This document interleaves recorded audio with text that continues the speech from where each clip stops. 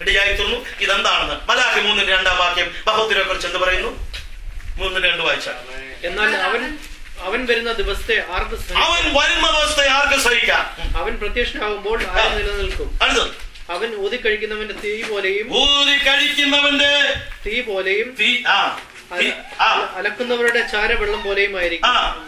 അലക്കുന്നവരുടെ ചാരവെള്ളം പോലെയും ആയിരിക്കും. കണ്ടോ? എന്തൊക്കെയായിരിക്കും? English Bible, refiner's fire. And he appears. So he is like a refiner's fire. Unlike a launderer's soap. മഹോദരകാലം എന്തിനു വേണ്ടിയാ? ഒന്ന്, ഇത് ഫയർ അല്ലെങ്കിൽ സോപ്പാ. സ്തോത്രം. ആമേൻ. എന്തിനു വേണ്ടിയാണെന്നറിയാമോ? യഹൂദനായിരിക്കും. എന്നിട്ട് അടുത്ത വാക്കുകൾ വായിച്ച് ആർക്കാണെന്നുള്ള പറയുന്നുണ്ട്. വായിച്ചേ. അവൻ ഊതിക്കഴിക്കുന്നവനെ പോലെയും വെള്ളി ശുദ്ധി വരുത്തുന്നവനെ പോലെയും റിഫൈനേഴ്സ് ഫയർ പോലെയും ഇരുന്നുകൊണ്ട് ലേവിപുത്രന്മാരെ ശുദ്ധീകരിച്ച്. സഭയ്ക്കാന്നോ മഹോദരം? സഭയ്ക്കാന്നോ മഹോദരം? യാക്കോബിന്റെ കഷ്ടകാലം. അവന്റെ മേൽ ഞാൻ മുഖം വയ്ക്കും. ആമേൻ. ലേവിപുത്രന്മാരെ എന്ത് ചെയ്യും? ലേവിപുത്രന്മാരെ ശുദ്ധീകരിച്ച്. അങ്ങനെയാണെങ്കിൽ യഹൂദന്റെ മേൽ ഉള്ളതായിരിക്കുന്ന അഭക്തി, വേദപുസ്തകത്തിൽ പറഞ്ഞു, അവൻ യാക്കോബിന്റെ എന്ത് മാറ്റും? അഭക്തി മാറ്റും. അവൻ ദൈവം തന്നെ ജനത്തിന്റെ സ്ഥിതി മാറ്റും. കേട്ടോ? എന്ത് ചെയ്യും? ഇന്ന് രാത്രി എത്ര പേര് വിശ്വസിക്കുന്നു? ഇസ്രായേലിന്റെ സ്ഥിതി മാത്രമല്ല, എത്ര പേര് വിശ്വസിക്കുന്നു? ഉറക്കെ പറ, ദൈവം എന്റെ സ്ഥിതി മാറ്റാനായി സ്തോത്രം എന്ന് പറ. ദൈവം എന്റെ സ്ഥിതി മാറ്റാനായി സ്തോത്രം എന്ന് പറ. ദൈവം എന്റെ സ്ഥിതിക്ക് വ്യത്യാസം വരാൻ പോവാ. ആമേൻ. അപ്പോൾ യാക്കോബ് സന്തോഷിക്കും, ഇസ്രായേലിന്റെയും. ഓ പ്രൈസ് ദി ലോർഡ്, സ്തോത്രം. ഇന്ന് രാത്രികാലം നമ്മൾ ഒരു കാര്യം പറയണം, എന്റെ സ്ഥിതിക്ക് ദൈവം എന്ത് ചെയ്യും? ഞാൻ ഇങ്ങനെ ഇരിക്കത്തില്ല, എന്റെ സ്ഥിതിക്ക് മാറും. പിശാച് നിന്നോട് പറയുകയാണ്, ഇന്ന് രാവിലെയും പറഞ്ഞു, നിന്റെ സ്ഥിതിക്ക് ഒരു മാറ്റം വരുത്തില്ല. തിരിച്ചു പറ. ആമേൻ. ഒന്ന്, ഉറക്കെ ഒന്ന് കേൾക്കട്ടെ. രണ്ട്, നിന്റെ രണ്ട് ചെവി ഒന്ന് കേൾക്കട്ടെ. അടുക്ക നിൽക്കുന്ന ചെകുത്താന്മാരെല്ലാം ഒന്ന് കേൾക്കട്ടെ. എന്താ? ആമേൻ. God is going to change my situation. ദൈവം എന്റെ ജനത്തിന്റെ എന്റെയും സ്ഥിതി മാറ്റും, എന്റെ സഭയുടെ സ്ഥിതി മാറ്റും, എന്റെ കുടുംബത്തിന്റെ സ്ഥിതി മാറ്റും, എന്റെ ലോകത്തിന്റെ സ്ഥിതി മാറ്റും, എന്റെ ആയുസ്സിന്റെ സ്ഥിതി മാറ്റും. നമ്മുടെ ദൈവം ആരാ? പ്രൈസ് ദി ലോർഡ്, സ്തോത്രം. ആകയാൽ അവൻ ലേവിപുത്രന്മാരെ ശുദ്ധീകരിക്കും. Praise the Lord. Refiner's fire.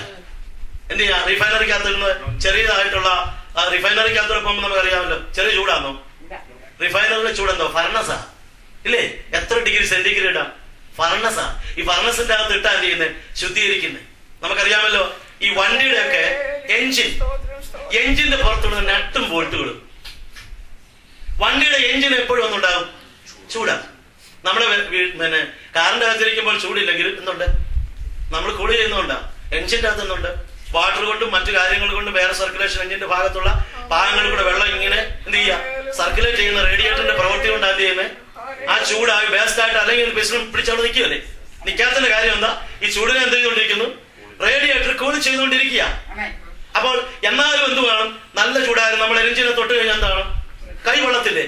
അപ്പോൾ അങ്ങനെയുള്ള ഭാഗങ്ങളിൽ ഉപയോഗിക്കുന്ന നട്ടുകളൊക്കെ സാധാരണ രീതിയിൽ ഉണ്ടാക്കുകയല്ല, അത് മാനുഫാക്ചർ ചെയ്തിട്ട് അതിന്റെ നട്ടും ബോൾട്ടുകളും നല്ല ചൂടിൽ എപ്പോഴും കഴിയേണ്ടതായിരിക്കുന്നതുകൊണ്ട് അത് എന്ത് ചെയ്യുന്ന വീണ്ടും റിഫൈനറിക്കകത്തിട്ട് ഭയങ്കരമായ ചൂടിന്റെ അകത്തിട്ട് എന്ത് ചെയ്യും? റിഫൈനറിക്കകത്തിട്ട് ചുട്ടെടുക്കും. അങ്ങനെ ഇട്ട് കഴിയുമ്പോൾ അങ്ങനെയുള്ള മാനുഫാക്ചർ ചെയ്ത നട്ടുകളും ബോൾട്ടുകളും ആ അതി ഭയങ്കര ഫർണസിന്റെ അകത്ത് മണിക്കൂറുകളോളം ഇട്ടിരിക്കും. ചിലവൊക്കെ എന്ത് ചെയ്യും? പൊട്ടി ഒടിഞ്ഞൊക്കെ പോകും. അതിനർത്ഥം എന്നാ? ഈ ഫർണസിന്റെ അകത്തെ ചൂട് ഇനി ഒരിക്കലും എഞ്ചിന്റെ അകത്ത് വരത്തില്ല. വരുമോ? ഇല്ല.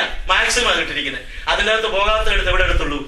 ചൂടുള്ളതായിരിക്കുന്ന ഭാഗങ്ങളുടെ എടുത്തുള്ളൂ. എന്ന് പറഞ്ഞാൽ ദൈവമക്കൾക്ക് ഒരു ഫയർ ടെസ്റ്റ് ഉണ്ട്. എന്തിനാ? നീ അഗ്നിയിൽ കൂടെ കടന്നാൽ എന്ത് ചെയ്യരുത്? നീ എഞ്ചിന്റെ ചില വിശ്വാസികൾ എഞ്ചിൻ പാട്ടിന്റെ അകത്തായിരിക്കുന്നത് എന്നും കഷ്ടതയാണ്. Praise the Lord. ചിലതാന്ന് എന്ത് ചെയ്യാ? ചൂടില്ലാത്ത ഭാഗങ്ങളില്ല. നമുക്കറിയാമല്ലോ, നമ്മൾ വിവിധ അവയവങ്ങളാ. ഒരു ക്ലോക്കിന്റെ ആ ഫേസ് നോക്കിയാൽ, ടൈം ഫേസ് എന്നൊക്കെ നമ്മൾ പറയുന്നേ ഇല്ലേ? ടൈം ഫേസ് നോക്കിയാൽ എന്താ കാണാൻ കഴിയുന്നത്? അതിനകത്ത് സെക്കൻഡ് സൂചിയുണ്ട്. അത് 60 അടിച്ചെങ്കിലേ മിനിറ്റുകാരൻ എന്ത് ചെയ്യത്തുള്ളൂ? ഒന്നനങ്ങത്തുള്ളൂ.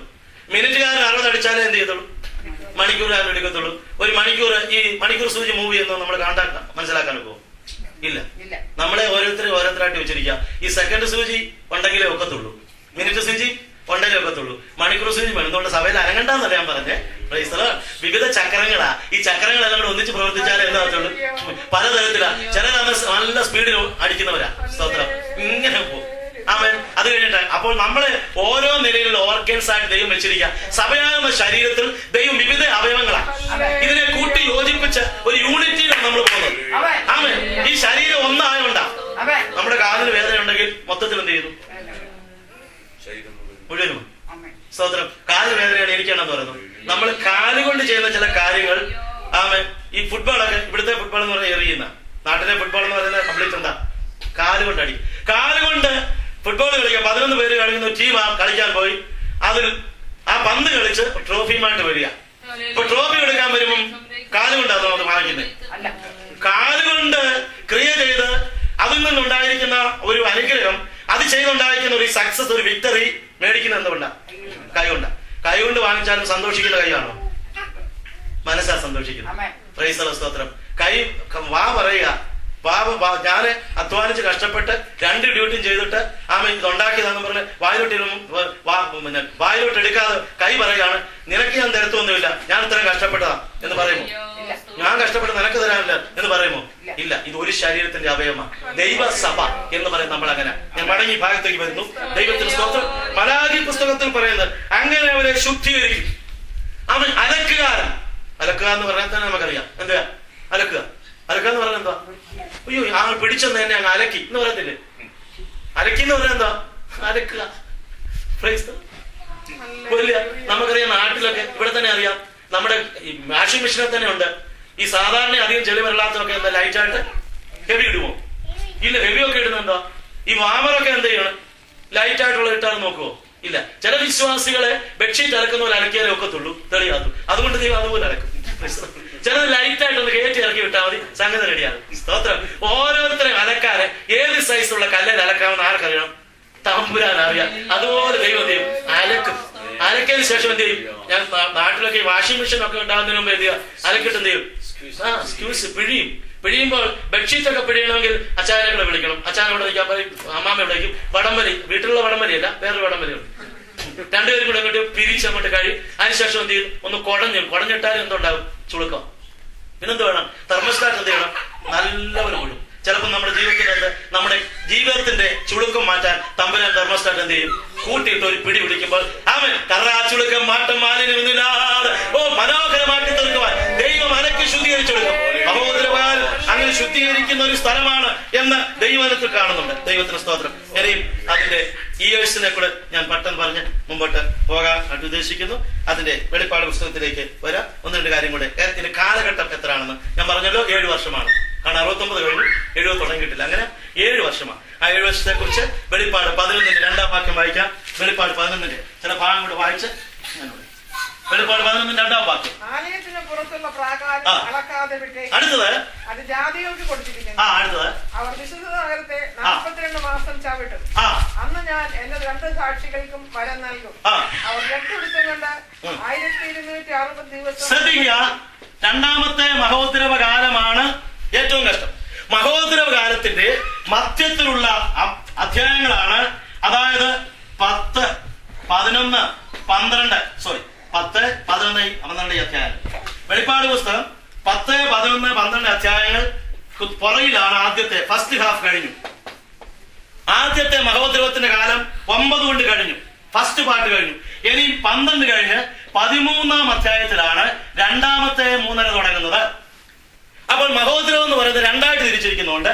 2-ാമത്തെ ഈ ഭാഗത്തെ കുറിച്ചാണ് ഇവിടുന്ന് 1260 ദിവസം. 30 കൊണ്ടൊന്ന് ഹരിച്ചു കഴിഞ്ഞാൽ എത്ര മാസം വരുമെന്ന് കൂട്ടിക്ക്? 30 കൊണ്ട് ഹരിച്ചു കഴിഞ്ഞാൽ എത്ര കിട്ടും? 42. 42 എന്താ? മാസം.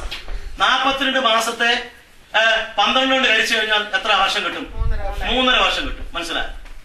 അവിടെ പറയുന്നു 1760 ദിവസം എന്ന്. പിന്നെ പറയുന്നു 42 മാസം. അതാണ് എന്താണ്? 3.5. 12-ാം അധ്യായത്തിലേക്ക് വരാം. വെളിപ്പാട് 12-ന്റെ 14-ാം വാക്യത്തിൽ അതിനെക്കുറിച്ച് പിന്നെയും പറയുന്നു.